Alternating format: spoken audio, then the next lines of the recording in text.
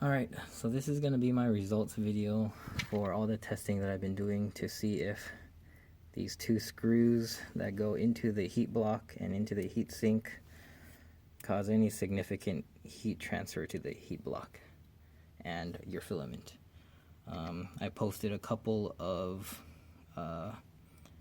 preliminary test results on the Creality Facebook group. And I did get a lot of suggestions and comments on what to improve on my test. So this final results does incorporate a few of their comments. I think the one big thing to note is that the stock heatsink is not the same for every printer. There is a 4-fin design and a 9-fin design. The 4-fin design is going to have a lot more heat transfer and heat issues than the 9-fin design. I posted a previous post about this and linked a John something because I believe he already did the 9-fin design, but he actually denied what heatsink he had, and he was claiming the 4-fin design has more airflow and it's gonna do better, and I think he just wanted to be right. I don't know. So I'm gonna do my own testing for the 9-fin design. So I'll post right off the bat all the results for both the 4-fin design and the 9-fin design, and I even have some Noctua results that I'll share. And it's gonna show the nozzle temperature on the left, the temperature with the screws in and screws out in the middle, and then the delta temperature on the right. I'm also going to subtract the ambient temperature from the heatsink temperature to remove that variable so we can get some real good results. Hopefully those images are shown right now. Okay, anyways, so if you guys are still watching, I'll show you my test setup. So what CHEP did in his video, he's a nice guy, nothing against him, or he seems to be a nice guy, is he stuck the heat or the thermocouple in between the fin right in the corner. And from the way I see it, that's gonna give you the coldest possible temperature of the heatsink. What I plan to do is have the probe all the way inside here, inside the Bowden tube, about 60% of the way down, and then let it soak, and then we'll see what temperatures we get there and the temperature difference when we remove the screws. So here's my setup. I have a little small Bowden tube, and the first comment from the Facebook group was, if you leave the Bowden tube empty, you might get a chimney effect from the heat coming straight from the heat block. So the suggestion was to plug the bottom somehow. And what I'm going to do to plug it is, there's a little bit of insulation in here and then a bunch of Kapton tape around it. And I'm just going to plug the bottom like that. It's black because I've already done some testing. Secondly, I didn't want the probe to just dangle inside here. It might not be touching the walls or whatever. So I made this small piece of foil that kind of wraps around and seats the probe and touches the Bowden tube in all directions. So it's like that, and it will push all the way down, and my mark of tape shows me how deep it's gonna go. So let me show you how it measures up against the heat sink on the 4-fin design for now. It's gonna roughly be that deep, and so you can see the probe gonna be around that 3rd fin. And so when I stick it all together, that's how we're gonna get our temperature. So I'm gonna do that all over for you because I need to make sure everything is in full contact, and if I pull out the probe, the foil stays in there. And so Gonna stick everything back together, and this time I'll use tape to hold everything in place. This little piece of tape. So we push everything in, we stop it at the yellow tape, and then I'm going to tape it on right there. And that'll make sure that nothing moves throughout all the different tests. So, see, good enough, right? So, from there, we shove this all the way into our heatsink, as far down as we can go. Very hard, pressing down very hard, so that we make sure it's fully seated. I could probably do this hot, but I don't think a millimeter more going down is going to do very much. Oh, what the hell is that? So now we're going to put back on the whole hot end assembly.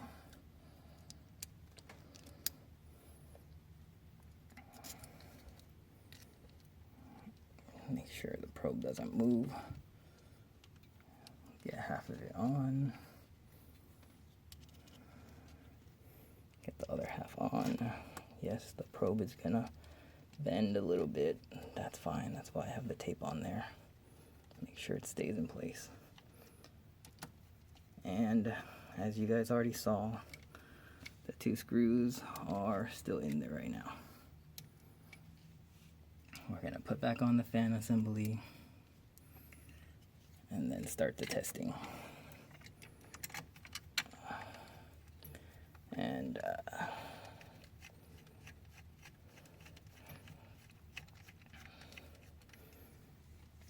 okay, so let's explain my temperature setup.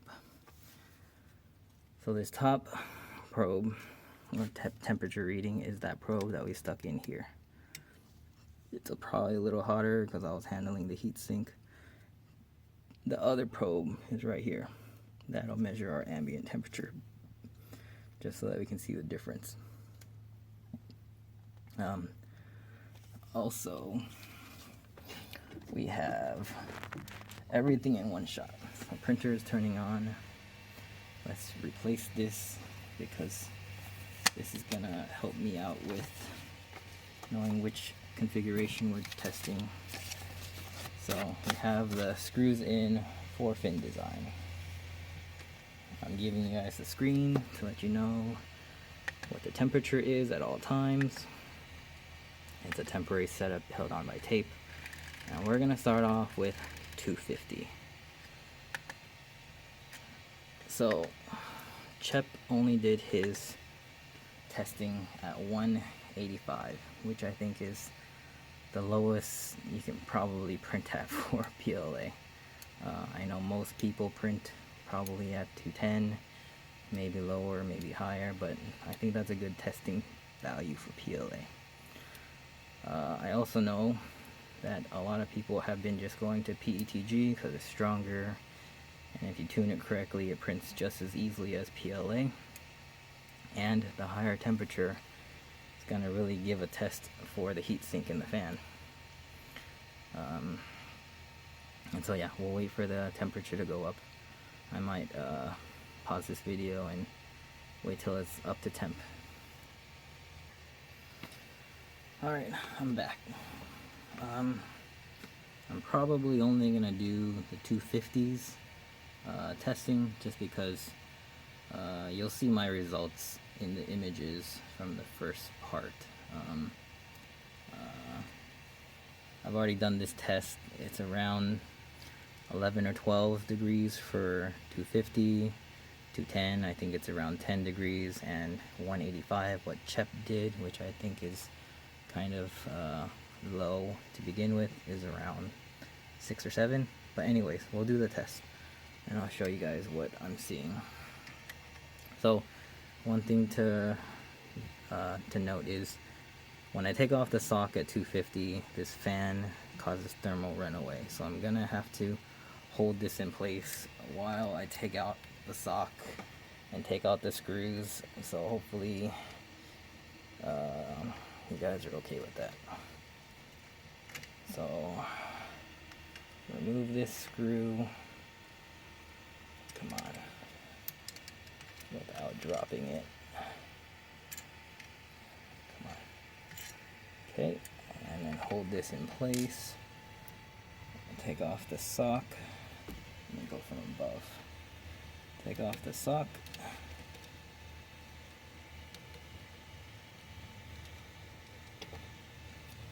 Gotta switch my bit real quick.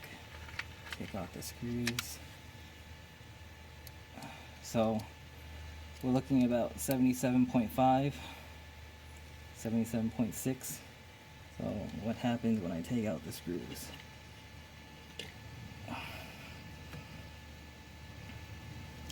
And remember, this is for the 4-fin heatsink design, the older design that comes with the CR10 original. I don't know what else it comes with, but it came with my CR10. So once you're out, you're gonna see the temperature already drop. Oh man.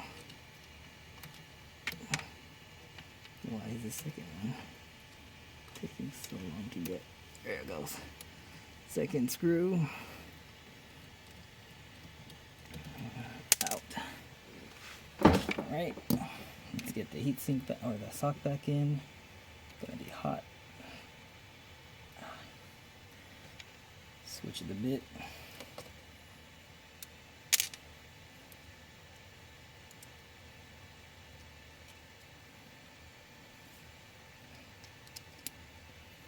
Put the screw back in.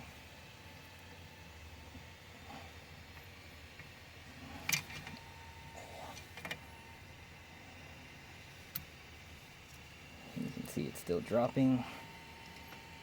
We started at, oh man.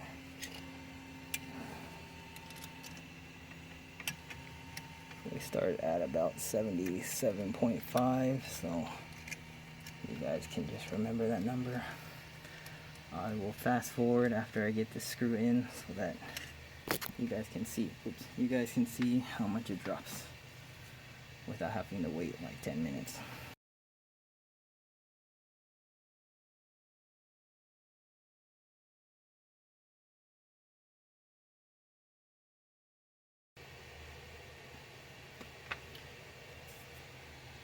So it's a little bit lower than I tested before, but it's now showing about stabilizing about around 68.1. So that's like 9.5 degrees. It might be because ambient temperature is a lot higher this time, so the heatsink's not able to cool as much as my last test, and so that's a big factor too. Say you have a heated bed, 80 degrees or whatever you're using, that's definitely gonna affect the efficiency of your fan, because it's gonna be blowing hotter air into your hot heatsink and cooling it off a lot less. So that's my test for the 4-fin heatsink. Now I'm gonna go to the 9-fin heatsink, which I expect will do a lot better, and you probably won't need to remove the screws for this design, but we'll see. I'll fast forward through the setup.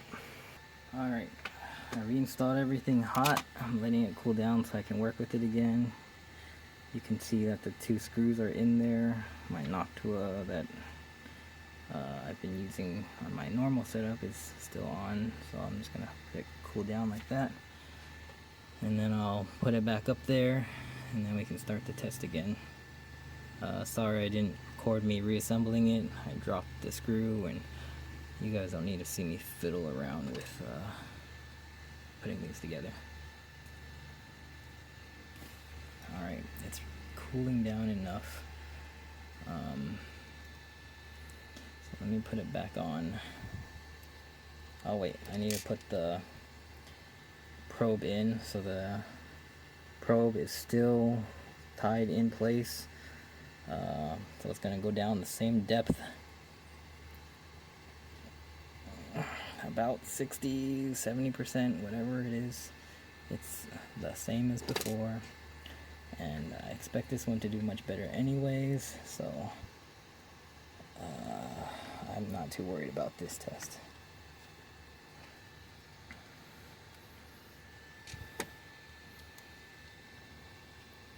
Oh, and so I wanted to reiterate that I'm using the same heater block, same heater cartridge, same thermistor, same thermocouple, so that everything is consistent on this test.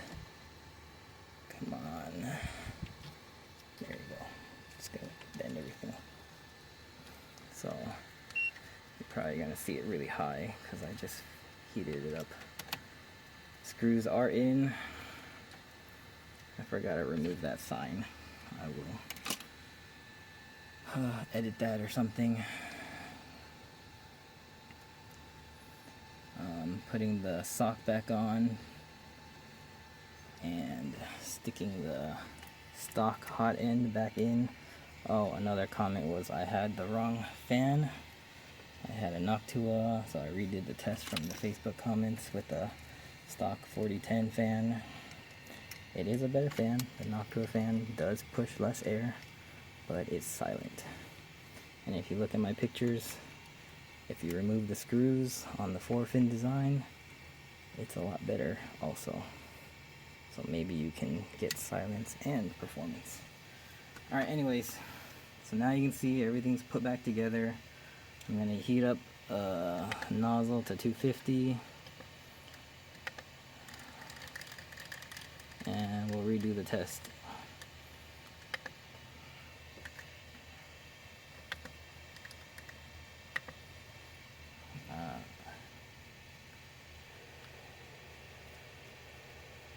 Alright, I'm back. I went to go grab something to eat. So the temperature is stabilizing for 250. The screws are in right now. Oops, wrong sign.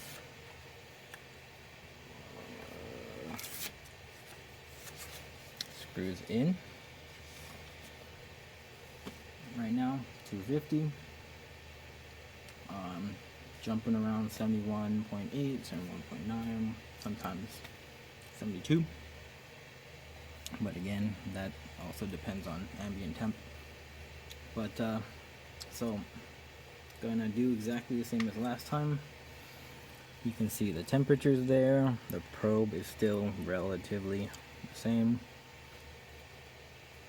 I'm gonna remove the fan shroud because something that other Facebook user guy didn't do is show what heatsink he's using, so throws his analysis out the window actually.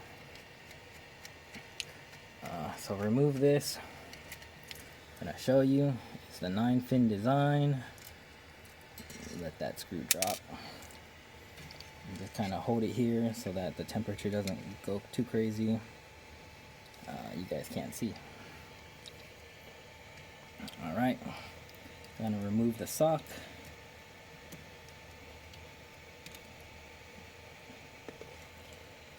Switch my bit head. Damn it, which one is it? I think it's this guy.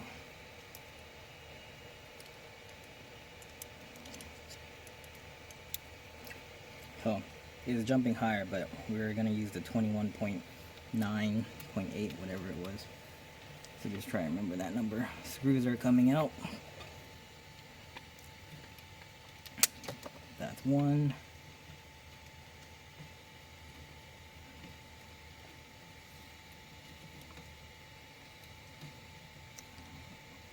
Come on.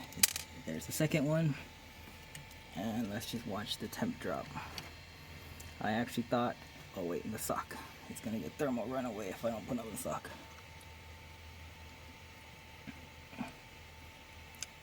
Okay, so I actually thought it'd be a lot better. But maybe it's more significant, who knows.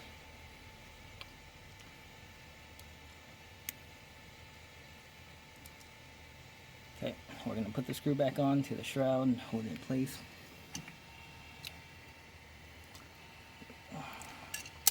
Ah, damn it. At this rate, I don't even need the screw. It's just gonna get to 10 before I can get it in. Okay, screws going in. I've showed you the whole step. I didn't change anything along the way. So you guys can do what you want with the results. Let's change this. Screws out. Forgot to do it on the last one, so I'll just put a little edit above it. And then we wait. I'll fast forward again so you guys don't have to watch this. It only takes like 10-15 minutes.